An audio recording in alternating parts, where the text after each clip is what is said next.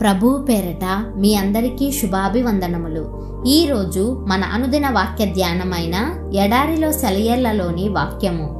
దేవా, నీవే నా రాజువు, యాకోబునకు పూర్ణ రక్షణ కలుగ నాజ్ఞాపించుము.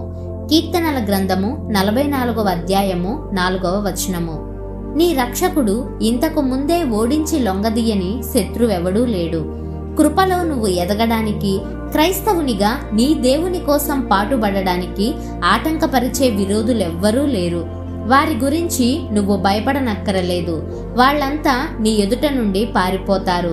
వారందరినీ నీ చేతి క్రిందికి తీసుకొస్తానని దేవుడు వాగ్దానం చేశాడు.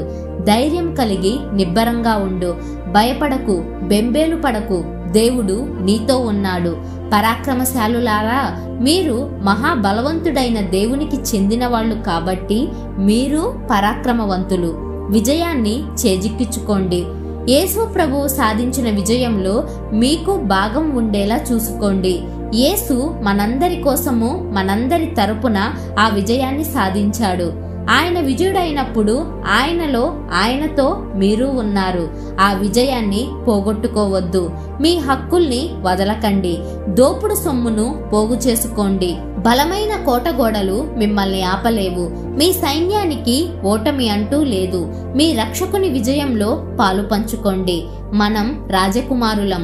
ఆ చక్రవర్తిని మనం మహిమపరచగలిగేదెలా? మనకు ఆ రాజరికపు హక్కులు ఉన్నాయా లేదా అని సందేహించడం ద్వారానా? వాటిని స్వతంత్రించుకోకుండా వెనక్కు తగ్గడం ద్వారానా? కాదు. రాజకుమారుల్లాగా మన స్వాస్థ్యాన్ని, మన వారసత్వాన్ని నిలబెట్టుకోవడం ద్వారానే.